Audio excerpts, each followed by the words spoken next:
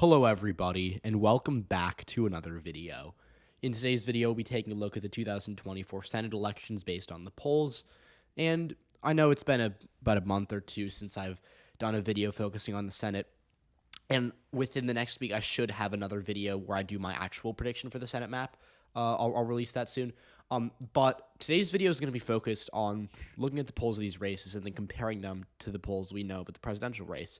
And so the polls for the presidential races, as I'm sure most of you are aware, are very bleak for Joe Biden. They show him losing in virtually every swing state, and I believe, with the exception of Maryland, all the blank states on your screen, Trump is winning in if you look at the polls.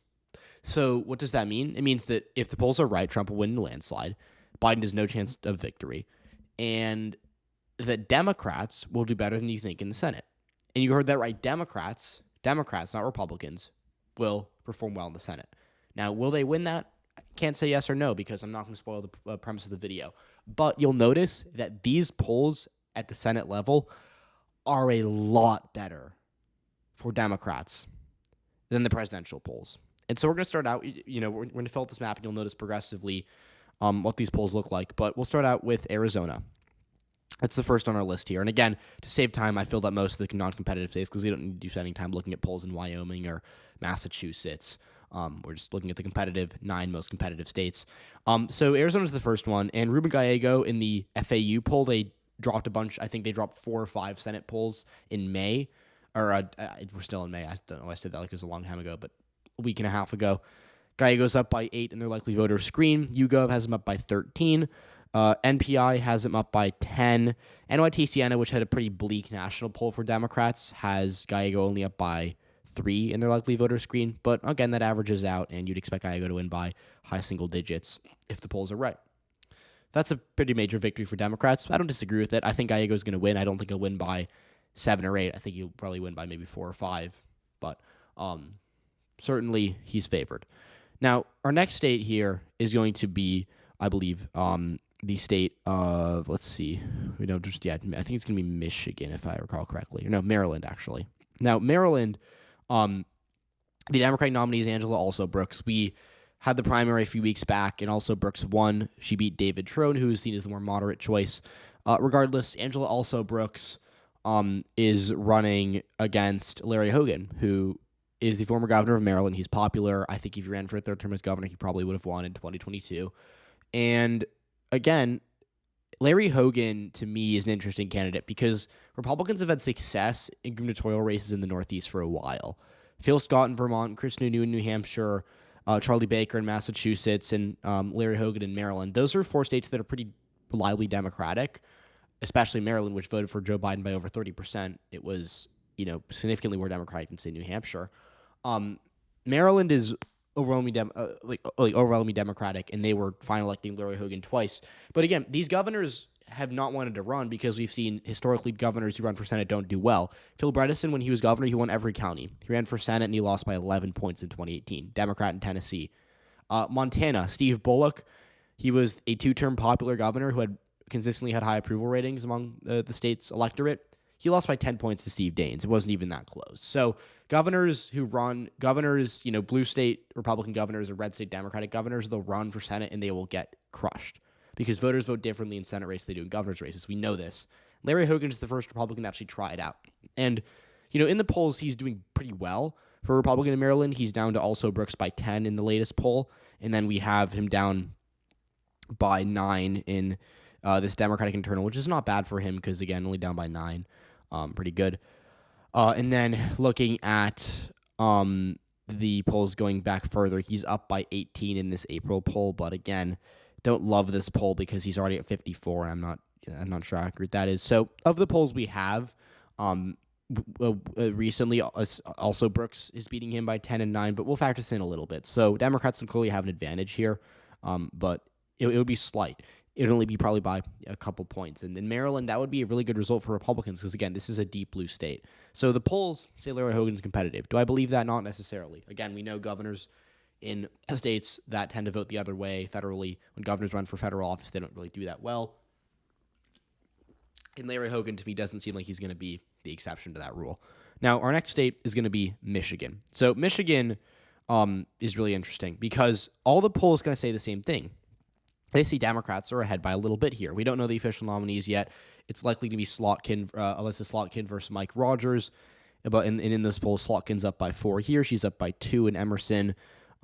She's up by, let's see, in the LV or in Glenn Griff's poll, she's up by 3. So she's up, consistently by 2, 3, 4 points. So that averages out to around 3 just based off those 3 polls. That's a narrow win for Democrats. That's a margin that they, I think, would be okay with. To me, this is actually kind of what I think. I think this is like the first polling average that I've come up with that like makes sense to me, because I think Michigan's close. I think Trump could definitely win Michigan. I think Biden could definitely win Michigan too. I think that Slotkin will do a little better than Joe Biden statewide, and I think if Biden wins Michigan by 1, she'll probably win by 3, 3.5. So that's kind of what I'm expecting. Although Michigan could vote for Trump, we could see scenario in which Trump wins it by a point, but Slotkin wins it by a point as well. So definitely a lot of outcomes possible there. But I think what the polling average says is probably the most realistic. Now going over to Montana. Montana, the polls have been back and forth. Tim Sheehy and John Tester, these are the presumptive nominees. In JL Partners, which I don't know very much. I can't speak much to their accuracy. Sheehy's up by 3, but in Emerson, which is a very well-known poll, Tester's up by 2. Tester's up by 9 in Survey USA from February, and then we'll go back to 2023. So we have polls here. Tester up by 8 divided by 3. So Tester's up roughly by 2 and 2.7%. Rounded. So that's the average is 2.7, although it is worth noting that Tim Sheehy is leading by 3 in the latest poll, although again, from a smaller firm that we don't know too much about. But regardless, John Tester, if you believe the polls, in a good spot to win re-election. Now, next state that we're looking, and by the way, I'm not endorsing these predictions. I'll talk about it in my next video, but in my Senate prediction from a few months back, I had Tester losing by a couple points. Now, next thing we're going to look at is Nevada. And in Nevada, the polls are really good for Jackie Rosen. She's up by 14 in Tyson's latest poll in likely voter screen. In the FAU polls, I mentioned at the beginning of the video, they did a few Senate polls nationwide. She's up by 11 in their likely voter screen. Now, in NYT Siena, which again was a pretty bad poll for Democrats just all across the board, she's tied their LV screen, although she's up by 2 in their RV. And then she's up by 14 in Emerson's poll from the end of last month. So she's consistently leading and by good amounts. And to me, that's interesting because Nevada's been a really bad state for Democrats in the polls. And this is not a new thing. In 2022, Catherine Cortez Masto was losing most of the polls that came out in October and November. In 2016, Hillary Clinton was supposed to lose state to Donald Trump. So the only real example, and in 2018, Republicans did better in the polls than they did on election day. So of the past 4 or 5 election cycles, the only example we have of Republicans doing better than they were predicted to do was 2020. 2016, 2018, 2022, we saw Democrats outperform their polls in Nevada. And that, I think, is worth noting because Jackie Rosen is up by a lot right now. Now, will she win by 14? I would be very shocked if she even won by half of that. So, definitely take it with a grain of salt. But again, the polls in Nevada that are so terrible for Joe Biden, at the same time, really good for Democrats, Jackie Rosen in the Senate race. So next day we're going to look at is Ohio.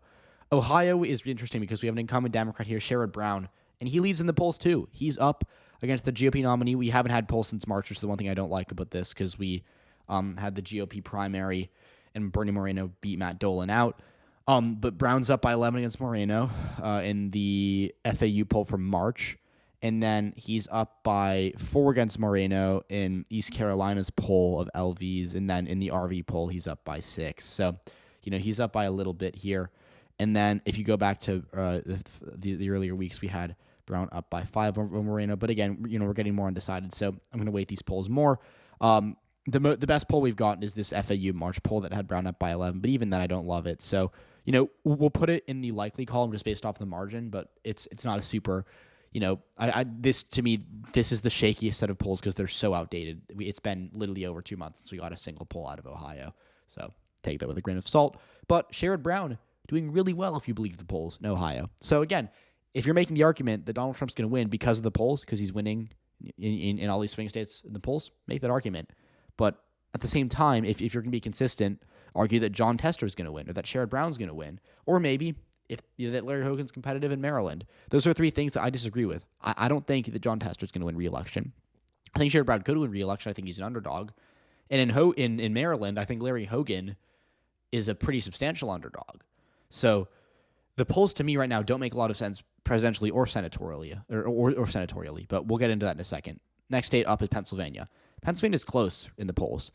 In the LV poll for NYT Siena, very bad poll for Democrats nationwide, Casey's up by 2. In the Fabrizio and Lee poll, which is a GOP leading poll, he's up by 4. Emerson has him up by 4 as well. He's up by 7 in YouGov. He's up by 4 in Muhlenberg. So we're going to put it in the lean column on average. And that's interesting because Pennsylvania, Democrats used to do well in the polls there. Democrats, Bob Casey in specific is very popular. He won by 13 points last time he was up for election. He definitely won't win by that much this time, but I think he'll outrun Biden by a considerable amount. And in the polls, he's winning by less than Sherrod Brown in Ohio. So that's another, to me, inconsistent thing. And you'll notice that if you look at this map, Democrats are 1, maybe 2 seats away from a majority.